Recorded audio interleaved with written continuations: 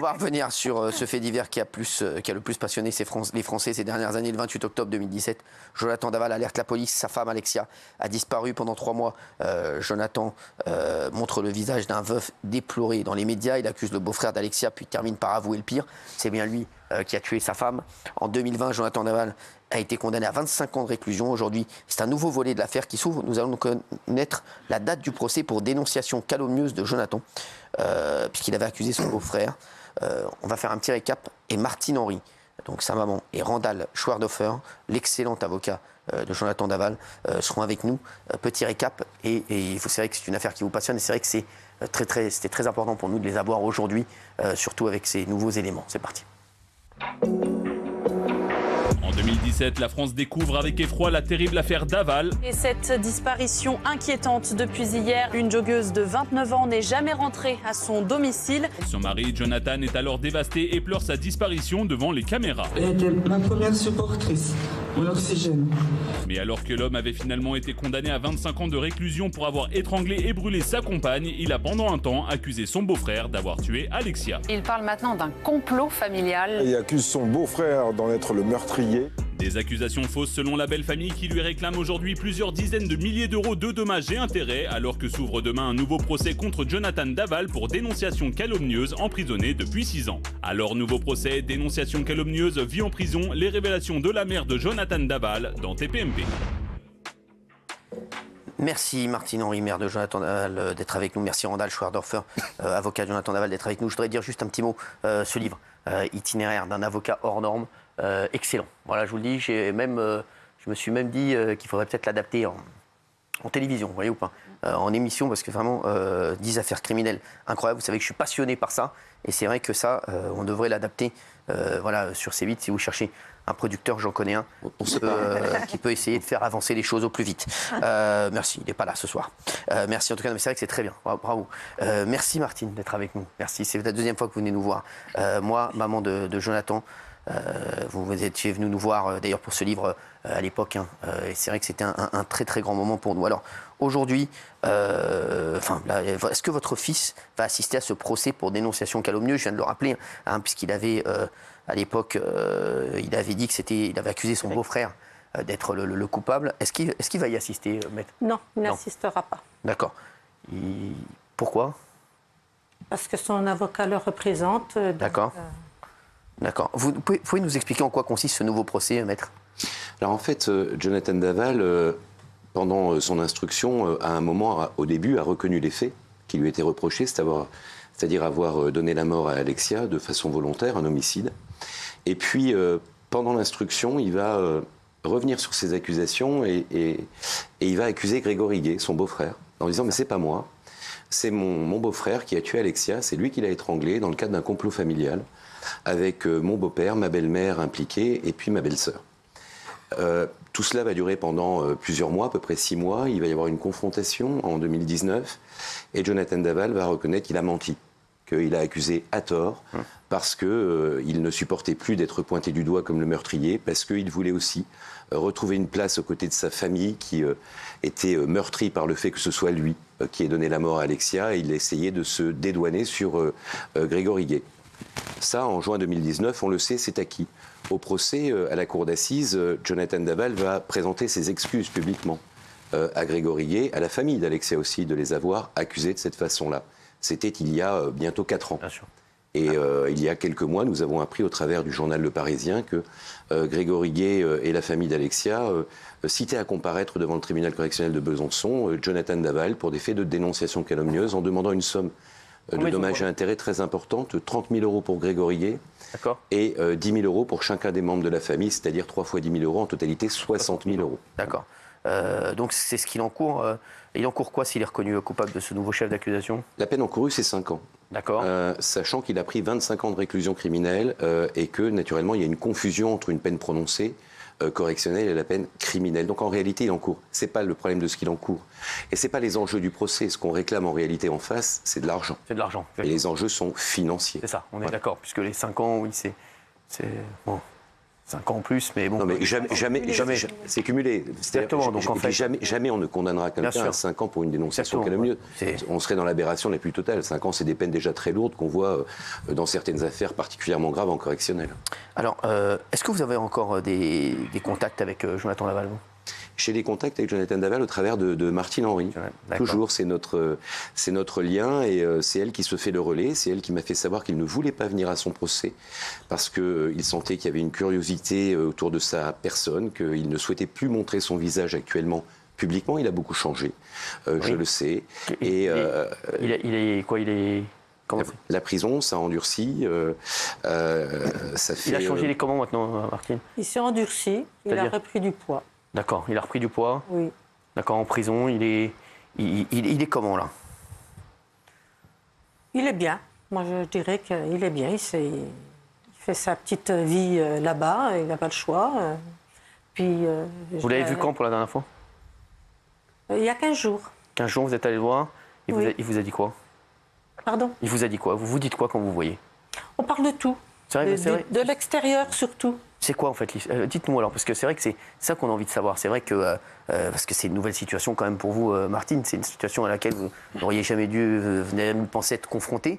Et c'est vrai que quand vous allez voir votre fils au parloir, vous parlez plus du tout, bien entendu, de l'affaire. Vous parlez de quoi? De tout? Vous lui dites comment ça va, tu manges combien, vous lui dites quoi? Voilà, c'est ça. Puis ce qu'on a fait, les personnes qu'on a vues. D'accord, vous lui dites voilà ce que vous avez fait dans la semaine. Voilà. Vous lui donnez des nouvelles de la famille? Oui. C'est ça. Il vous a dit quoi, lui? Il vous a dit qu'il faisait quoi en prison? C'est quoi ses activités? Il fait quoi? Comme j'ai déjà expliqué dans le livre, oui. Il travaille. D'accord. Il travaille, il fait du sport. D'accord. Il vous dit quoi? Il vous dit que c'est l'enfer ou bien qu'il est plutôt... Non, il ne se plaint pas. Vraiment, il ne se plaint pas du tout? Non. C'est pas une personne qui se plaint, Jonathan. Oui, allez-y. Ça, il est un centre de détention où les détenus les plus lourdement condamnés se trouvent concentrés. C'est aussi un centre de détention où, en réalité, les gens ont un comportement, en général, tout à fait remarquable. Il y a très peu de faits de violence ou ce genre de choses. Ça peut paraître paradoxal. Vous avez des gens comme Guy Georges qui sont condamnés pour des faits extrêmement graves et qui, pourtant, ont un comportement tout à fait remarquable en détention entre les détenus, et y compris avec les agents de l'administration. On en avait parlé la dernière fois, certains disent qu'ils seraient devenus amis avec Guy Georges d'ailleurs. Ils s'entendent bien. Faut bien de toute façon, les détenus, il faut bien qu'ils se parlent entre eux. Ils vont parler à qui sinon? Puis Guy Georges, c'est une personne... Pour moi, oui, mais c'est une personne, c'est un être humain. Moi, je ne regarde pas ce qu'il a fait. Il était en procès pour ce qu'il a fait. Vous dites qu'il est puni pour ça, il purge sa peine, donc voilà, vous dites pour vous, il est en train de purger sa peine, donc oui, donc c'est une personne qui vient nous dire bonjour, qui nous... Vous l'avez vu, vous? Bien sûr, ah, oui. Il vient nous dire bonjour. Il vient vous dire bonjour, donc quand vous allez voir Jonathan, il vient vous dire bonjour. Il vient toujours nous dire bonjour, il nous demande comment on va, ça peut choquer, mais... C'est un être humain. Justement, Martine, moi j'ai une question à vous poser parce que je suis sûr que c'est... Dans votre vie de tous les jours, est-ce que les gens de votre entourage, est-ce que les gens que vous avez côtoyés avant, est-ce qu'ils vous parlent plus de ça ou est-ce qu'ils vous en parlent plus du tout? Ils m'en ont jamais parlé. Jamais. Et les gens, est-ce qu'ils ont changé avec vous ou pas du tout? Non, comme j'ai dit dans mon livre, les gens n'ont jamais... Non, je n'ai jamais eu de soucis. Ils vous ont jamais jugé? Vos amis sont restés toujours près de vous? Oui. Les amis que vous aviez avant? Pareil. Ils n'ont jamais jugé non. Passé Non. Ouais. Et Jonathan, quand vous allez le voir, il vous demande des nouvelles de la famille, des gens qu'il n'a pas vus depuis longtemps, etc. Il vous dit quoi? Disons que la famille, il les voit assez souvent. Et puis, ils viennent beaucoup le voir aussi? Pas autant que nous, mais ils ont une place quand même. Et puis, ils nous demandent, les voisins, s'ils vont bien. Puis comme... Les voisins, ils nous demandent tout le temps aussi des nouvelles de Jonathan et qu'ils leur passent le bonjour. C'est la vie comme ça maintenant. Vous lui avez déjà fait la morale sur ce qu'il a fait ou pas du tout? Jamais? Pourquoi y faire la morale? Jamais sur ce qu'il a fait? Ou jamais? Pourquoi lui faire la morale? Ce qui est fait est fait. Le procès est fait. On ne changera rien, même si je lui fais la morale. Il est trop tard maintenant. Vous pensez à votre ex-belle-fille, parfois, ou à sa famille, ou pas du tout? Bien sûr que si, c'était quand même notre belle-fille, bien sûr que si. J'ai la compassion pour les parents d'Alexia. Ça vous manque la vie d'avant ou pas? Oui, ça manque la vie d'avant. Bien sûr, votre vie, c'est plus du tout la même. Notre vie a changé, Bien tout à fait. Vous allez le voir c'est quoi les fréquences de vos visites? On va le voir tous les 15 jours. Tous les 15 jours. Vous restez combien de temps avec lui? Ça dépend si on a un parloir ou si on a un salon. D'accord. La dernière fois, vous aviez un salon? Tous les week-ends, on a un salon le samedi. D'accord. Donc là, vous restez avec lui quoi, une heure? 3 heures. 3 heures, ah ouais, 3 heures avec lui. Ah ouais. Et pour lui, vous sentez que c'est important pour lui de vous voir, que vous soyez toujours à son contact? Bien sûr. Mais non, Une personne qui, comme tout être humain, est enfermée, il a besoin de voir quelqu'un. Donc, si, ça nous fait du bien. Moi, j'apprécie. Et lui, ça lui fait du bien aussi. Ça remonte le moral. Il vous a plus jamais reparlé de l'affaire? Non, on n'en parle pas. Pas du tout, c'est vraiment... Non, on en reparlera plus tard, s'il le faut. Non. Qu'est-ce qu'il vous dit? Il vous a regardé lors de vos passages à la radio, à la télé ou pas du tout? Non, il ne regarde pas. Vous ne regardez pas? Je ne sais même pas s'il est au courant, je n'ai pas dû lui dire. Ah ouais, vous ne lui avez pas dit? C'est vrai? Non. Ah ouais. Vous pensez, savez même pas s'il est au courant? Non, je pense pas. Pourquoi vous ne voulez pas lui dire? Enfin, peut-être qu'il aura vu les bandeaux passer, mais non, parce que... Pourquoi le tracasser? Vous lui avez donné votre livre? Bien sûr. Qu'est-ce qu'il vous a dit? Il n'a pas encore ouvert. Non, ah ouais, pas encore? Non. Ouais, parce qu'il ne veut pas se replonger là-dedans. Oui. C'est ça, maître? C'est ça. C'est très compliqué. Effectivement, c'est très compliqué. Ce qui est aussi intéressant dans les questions que vous posez, c'est la place de Martine Henry par rapport à tout ça. Parce qu'il faut bien que chacun comprenne que Martine Henry est la mère d'un criminel. Ouais. Martine Henry n'a tué personne. Martine Henry n'a pas élevé plusieurs enfants pour qu'ils finissent dans une cour d'assises. Et que du jour au lendemain, c'est le témoignage de son livre qui est bouleversant. Du jour au lendemain, on lui dit « Madame, votre fils est un criminel. Votre fils a tué votre belle-fille. » Et la vie bascule. Et comment on vit avec ça? Bien sûr, on pense toujours aux victimes, mais là, on a voulu, parce que on a voulu penser un petit peu différemment en disant c'est tout à fait normal de toujours penser aux victimes, mais est-ce que la famille d'un criminel n'est pas elle-même victime, quelque part? Est-ce que la famille d'un criminel qui n'a rien fait, qui ne participe pas au processus criminel, qui n'a tué personne, ne subit pas elle-même une multitude de violences sociales au quotidien, au travers du geste de ce criminel? C'est-à-dire que Jonathan, qui est son enfant, qu'elle protège, qu'elle accompagne, a fait 2 familles de victimes. La famille d'Alexia et sa propre famille. Et tout ça est très difficile à vivre. Ce témoignage, c'était juste pour parler aussi à des gens qui sont dans cette situation-là, et Dieu sait qu'il y en a, et pour essayer de savoir comment à peu près la vivre. Et c'est terriblement difficile à vivre. C'est une aventure, c'est une expérience humaine extrêmement douloureuse, comme l'expérience humaine de perdre un enfant de telles conditions est un parcours horriblement douloureux. Alors il y a plus de témoignages en ce sens.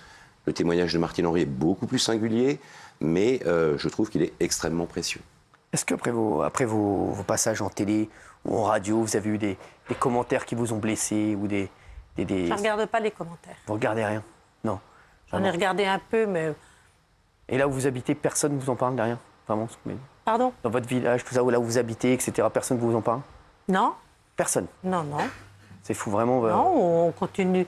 Ils nous disent bonjour, on parle. Vous avez toujours une vie sociale, comme disait Maître Schwerdorfer il y a un instant. Vous avez toujours une vie sociale ou plus du tout? Si, vous avez des gens qui viennent chez vous, vous avez des... Ah bien sûr. La vie ne s'arrête pas. Moi, j'y suis pour rien dans tout ça. C'est ça. Ça peut arriver à tout le monde, la preuve. Vous avez conscience que les parents d'Alexia peuvent vous en vouloir quand ils vous voient en radio, ou en télévision ou avec ce livre? Est-ce que vous en avez conscience ou est-ce que vous n'y pensez même pas? Si, j'en ai conscience, mais eux, ils ont fait un livre aussi. Et ils vont, oui, mais eux, ils n'ont plus leur fille. Ils vont sur les plateaux aussi. La même chose. Et eux, ils n'ont plus leur fille. Mais eux, ils n'ont plus leur fille. Oui. Voilà. Mais c'est pas parce que ça se passe comme ça que moi, je ne dois pas continuer de vivre. Moi... Oui, Géraldine. Oui, vous aviez parlé tout à l'heure de Guy Georges, donc le tueur en série et violeur, qui est libérable, je crois, depuis 2020 et qui pour autant est encore incarcéré. Donc Jonathan Daval, il pourrait être libre à partir de quand? Il pourrait sortir à partir de quand? En réalité, la peine pourrait être confutée dans 7 ans, puisqu'il n'a pas eu de période de sûreté spéciale. D'accord. Donc à partir de ce moment-là, effectivement, il pourrait être conditionnable, si c'est le sens de votre question. C'est ça. Éligible à un aménagement de peine d'ici 7 ans. Donc en 2030, globalement, il pourrait être en liberté. Exactement. Mais il y a des conditions très strictes. Ça fait plus de 6 ans que votre fils est en prison, Martine. Est-ce qu'il vous demande de lui apporter des choses en particulier? C'est interdit. Interdit. Rien. Ah ben, en prison, maison centrale. Et votre livre quand même, votre livre. Oui, parce que on a le droit d'emmener des livres, des habits, des choses pas alimentaires. Tout ce qui est alimentaire, c'est interdit. Alors, l'année dernière, il y a des journalistes qui avaient annoncé que votre fils aurait trouvé l'amour en prison. Est-ce que vous êtes au courant? Vous avez dit que c'était une énorme bêtise, ça? Ce que vous aviez dit la dernière fois, non? Oui. Ouais, c'est de toute façon, il fait ce qu'il veut. Il fait ce qu'il veut. S'il veut être avec un homme ou une femme, c'est son problème. Je vous en parle pas. C'est pas vrai. Donc on en a parlé, mais on n'en parle plus. D'accord. Vous lui avez demandé quand même? Ah bien sûr. Ah d'accord. Oui, on en a parlé. Et il dit si des fois c'est vrai, dis-moi-le. On ne te jugera pas, on t'accepte. Bien sûr. C'est formidable. Bien sûr. Comme ça. Non, c'est pas vrai. Vous l'aimez, votre fils, Gérard? C'est normal qu'une maman aime ses enfants. Non, mais vous, c'est vrai que on sent quand même un amour incroyable pour votre fils. Quand vous avez appris ce qu'il avait fait, quand il... Vous êtes dit quoi? La première seconde, vous êtes dit quoi? C'est pas lui. J'ai jamais accepté. Jamais accepté. J'ai accepté maintenant. Maintenant, je peux dire je suis la maman d'un criminel. D'accord. Maintenant, vous arrivez à le dire. J'ai avancé avec. Vous arrivez à le dire. Avant, vous n'arriviez pas à le dire? Vous n'arriviez pas à le dire. Avant, non, je n'étais pas dans cet esprit-là. Du tout. Merci, Martine Henry, d'avoir été avec nous. Moi, maman de Jonathan, c'est toujours très intéressant de discuter avec vous et avec Randall Schwerdorfer, itinéraire d'un avocat hors norme, 10 affaires criminelles incroyables, avec Frank Spengler. Ça, très très fort. Vraiment, je vous le dis, les deux, et le témoignage de Martine aussi. Merci d'avoir été avec nous. Merci à vous. Vous revenez nous voir quand vous voulez. Merci beaucoup. À tout de suite.